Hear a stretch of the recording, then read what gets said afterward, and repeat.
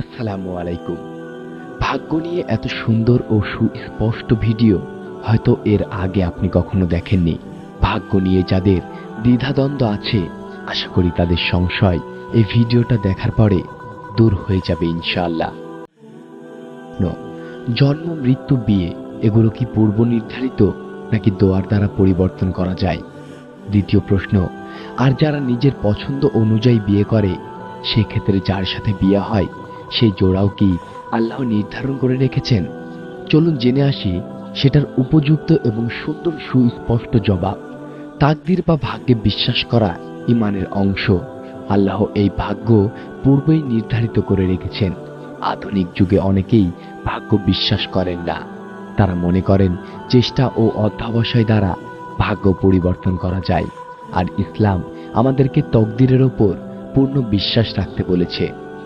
এখন প্রশ্ন থেকে যায়, ভাগ্য যদি পরিবর্তন করা না যায় তাহলে এত খাটাখাটনি করে লাভ কি? এর চেয়ে চুপ করে বসে থাকলেই তো হয়। ভাগ্যে যেটা লেখা আছে সেটাই হবে। এছাড়া আরো জটিল বিষয়ও এখানে চলে আসে। একজনের ভাগ্যে যদি অবিশ্বাসী বা কাফের হওয়া লেখা থাকে তাহলে তো সে কোনোদিনই ঈমান আনতে পারবে না। একজনের ভাগ্যে যদি পাপী হওয়া লেখা থাকে সে তো কখনোই পুণ্যবান হতে পারবে না।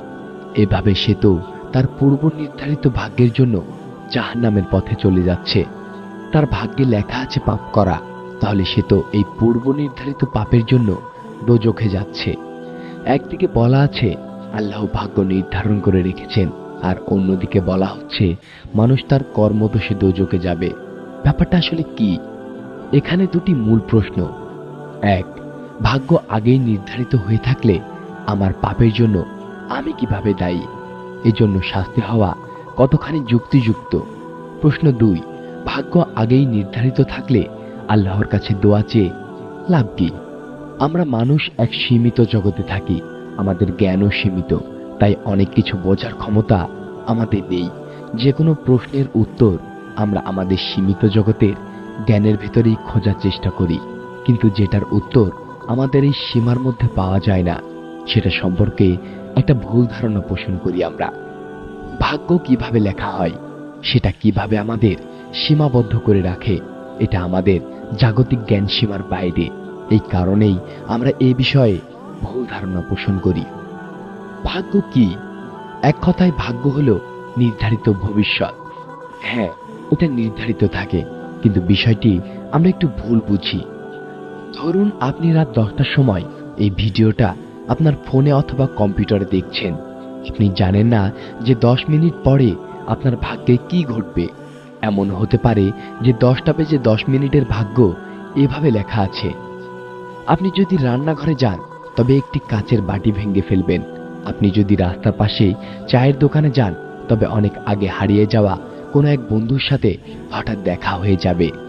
অথবা আপনি আপনার কোনো একজন বন্ধুকে ফোন দিলে সে আপনার থেকে টাকা ধার চাইবে। অথবা আপনি যদি জানালা বন্ধ করতে যান তবে আপনি হাতে ব্যথা পাবেন। কিংবা আপনি যদি ঘর গোছাতে শুরু করেন তবে আপনি হারিয়ে যাওয়া গুরুত্বপূর্ণ একটি ডকুমেন্ট খুঁজে পাবেন, ইত্যাদি। এই ধরনের আপনি যেটা করবেন সেটার ফলাফল নির্ধারিত, কিন্তু আপনি কোনটা করবেন সেটা সম্পূর্ণ আপনার ইচ্ছার উপর নির্ভরশীল। আপনি যে কোনো একটা বেছে নিতে পারেন। এটাই হলো মানুষের ইচ্ছার স্বাধীনতা।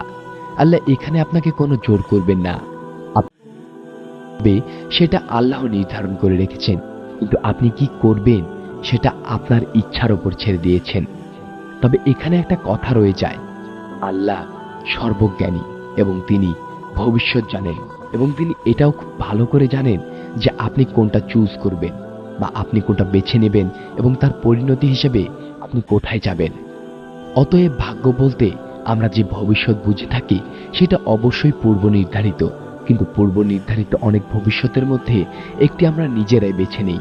আমরা নিজেরাই যখন বেছে নিচ্ছি তখন এর দোষ, গুণ, প্রাপ্তি, ক্ষতি সবই আমাদের। এর দায়বদ্ধতা সম্পূর্ণ আমাদেরই। আপনি কি করবেন সেটা নির্ধারিত নয়, কিন্তু আপনি কি করলে কি হবে সেটা নির্ধারিত। ভাগ্য আগে নির্ধারিত থাকলেও আল্লাহ আমাদের দোয়া কবুল করে ভাগ্য পরিবর্তন করেন।